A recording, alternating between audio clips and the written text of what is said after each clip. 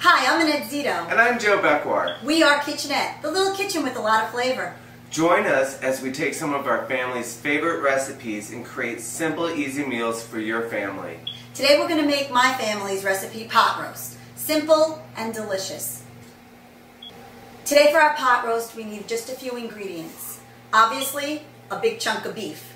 This is a bottom round or a round rump. Don't make any jokes. It's about 2.5 pounds of meat. We're going to cut this up so that it doesn't take 3 hours to cook.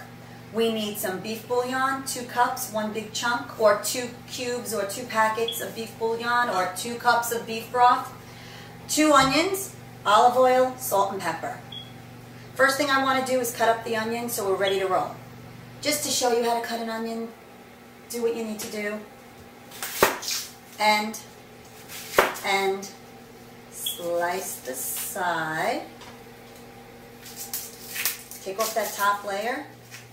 Don't cry. Onions make you sad. Let me move this out of my way. For this, you don't have to make slicing a big chore. Cut it in half, cut it in half. Slice, slice, slice, slice. Slice, slice, slice, slice. All right. Those in the bowl. Now we have 2 cut up onions. I need to wash my hands. After I do every little thing, I'll wash my hands because it's important not to cross-contaminate your foods. Okay, clean hands. I move this around. You should always work with your items, especially with knives, right in front of you. This meat is too big to make it cook in time for my dinner. I don't want to wait 3 hours for this to cook. It needs to cook a long time. So, just simply cutting in long slices because you still want the chunk of it. You don't want to start with the skinniness.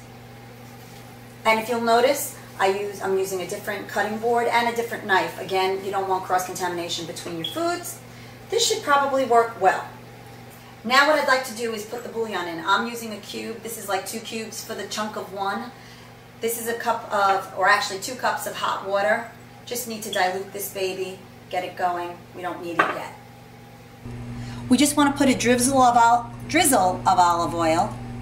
That's it. You don't need a lot of olive oil. And you can see that's already starting to bubble. Yes, that was my fingers. So I'm going to add the meat. Back side down. Ooh, nice sizzle in that. Thank you, Joe. I like to add a little sizzle to my life. So it's been there a couple of seconds. Just move the meat over. Ooh, it's a little tight in my pot. Again, it's okay. Just move things around. Everything's fixed. It's all good. And I'll show you a sear, and then we'll hang this up for a second while I sear it on all sides. You don't need to see every single second. That is a sear. That's as fast as it takes. Meat is seared. See? Brown on all sides. Take that out of the pot.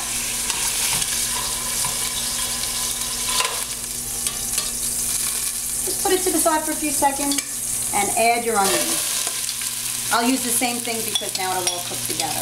I'm not cross-contaminating per se.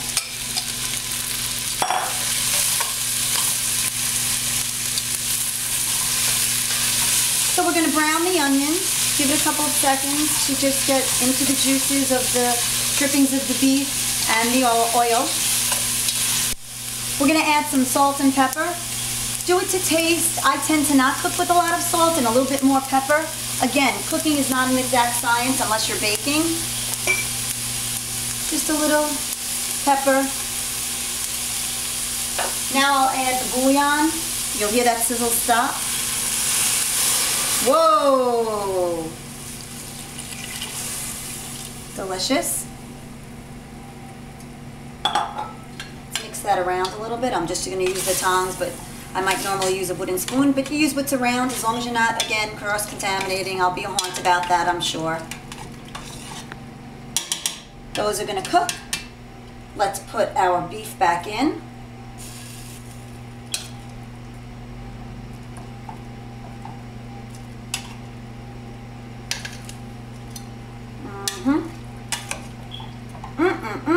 As some people would say. Okay. And we cover it and leave it for about a half hour, check it. We'll check it in about a half hour and come back to you. Hey, we're back a half hour later to look at the pot roast. Now I have my trusty wooden spoon. It's working its magic. You see all the onions have kind of gotten smaller, shrunk a little, made a little more moisture here. The beef is still firm, so we'll need more time. I would say this is probably going to take about another 45 minutes, so let's check back in 45 minutes and see where we are. Hey, I've been taking out the meat from the pot. It cooked about an hour and a half, hour 45. Different pieces were ready before other pieces. This is the last piece I had in the pot. I'm just going to slice it up and plate it up so Joe can eat it up. It was really fast. All we did was put the meat in the pan, seared it, added the cut up onions, let it just cook on the stove for, whoops, not cutting really well yet. All that time, and it's very, very tender. It breaks away, which is exactly what you want. You could do this in a crock pot or a pressure cooker pot, but I wanted to show you how you can do it so easily right on the stove. And Joe, let's roll over. I'm going to just put some in the plate. I want to add onions. It looks delicious. So the onions are kind of translucent and probably got a little sweeter as they became cooked more and more. So we hope. So we hope. It's and I'm just ladling it on. And normally what we do is we add some egg noodles or some pasta to go with it because it really makes it a delicious full dish. But this is just the actual roast for you. Oh my God. Is it good? Is there enough spices? It's perfect. And the onion makes it like a little sweet because it must be a white onion, so it's a sweet onion. It's just a regular white onion, not a vagina. Oh my God. It's still sweet and delicious. Good. Right? And what I'll tell you, if you just try the meat without the onions, you're going to think dry meat, like you can't kill it. If you leave it on the stove for a few extra minutes, it's not going to be bad. What makes it is that it was cooked in the onions and the actual flavor of the onions. But they're cooked so well, you could still give someone a kiss and not be embarrassed. That's right. So if you like this recipe or any of our other recipes, go to our website and check it out. www.kitchenette.com. Thanks a lot.